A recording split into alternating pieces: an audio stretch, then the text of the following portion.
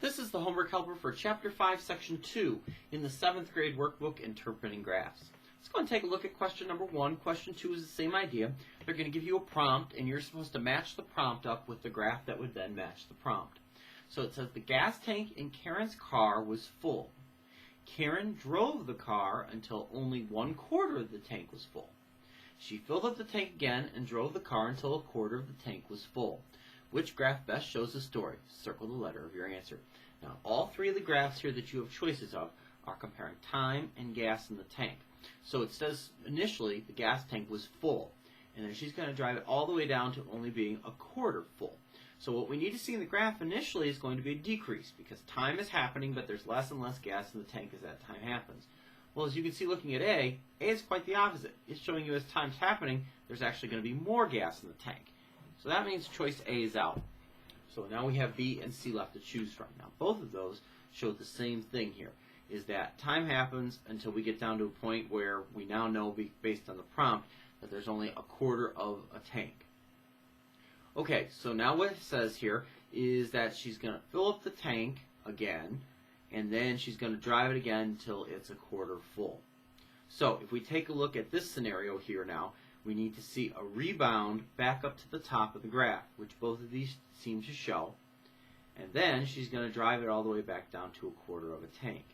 Well, both of these graphs do show a rebound back up to full, and they do show a drop back down to the same marker here, which we now know is 1/4 of a tank. What this one shows, though, is there's some reason here, there's a serious pause in time. Something's happened. Either she stopped to get groceries or stopped somewhere along the way for some extended amount of time. And this situation does not say anything about her stopping for an extended amount of time. So the graph that's going to match this situation here is going to be graph B. Graph B shows her starting with a full tank, dropping to 1/4 of a tank, filling up, and then dropping again to 1/4 of a tank with no lapse in serious time causing her to stop, which is what C shows us, and that's the problem there with C. So go ahead and go down to question number 3 here. Question number 3 says Maxine biked 6 miles from her house to the park. She played some softball, then she biked 4 miles further to the movie theater. After watching a movie, Maxine returned home. Complete the graph shows the distance Maxine is from home compared to the time. Now, as you can see looking at our graph here, what they don't give us is any increments down here on the time axis. That's okay. We're just kind of making it up. If you notice back at the questions we had in question number 1 and question number 2, even though we didn't do it, there's no numbers on those axes there. That's okay. Just make your graph make sense. If somebody stops, the graph is basically going to have to flatline at some point. If time is happening and she's getting further from home, you need the graph to show that. Is it going to matter if it's exactly a half hour or 45 minutes? No, because there's no numbers here.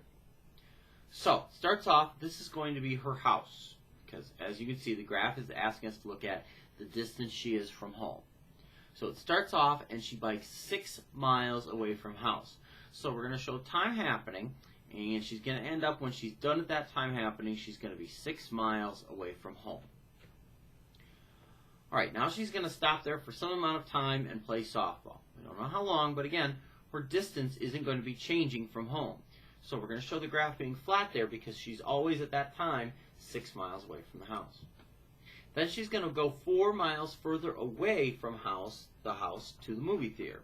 So we're going to show her going from 6 all the way up to now 4 more miles, or up to 10 total miles in distance from home. And she's going to be at the movie theater now because she's going to watch a movie. So again, the graph is going to flatline again. She's going to spend some amount of time at the movie theater, a significant amount of time. And then what it says to finish is she's going to ride the bike home.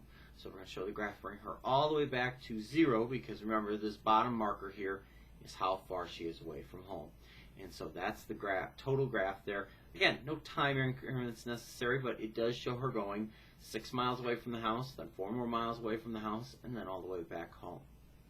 Using our graph to find the total number of miles Maxine biked in question number 4, here's 6 miles, and then 4 miles, and then 10 more miles back home, which is a total of 20 miles.